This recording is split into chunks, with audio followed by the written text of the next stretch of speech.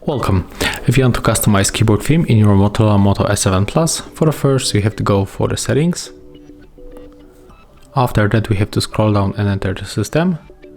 Here we have to go for the languages and input, tap on the virtual keyboard, enter the Gboard and tap on the theme. And right now we have to click right here to create our own theme. And here we can set up, we can take the picture that we want to set up as our theme. So I will go for this picture. Here we can scale our picture.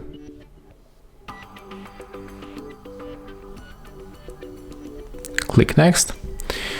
Right now just set up the transparency. Click done. And here you can also turn off the keyboarders, and if you do this you will see our picture just like more, you will see it better, right? So I just take it off and then you have to click apply, and here we can check how it looks, and here it is. So that's how it looks. Thank you guys for watching. Leave thumbs ups, comments and subscribe to our channel.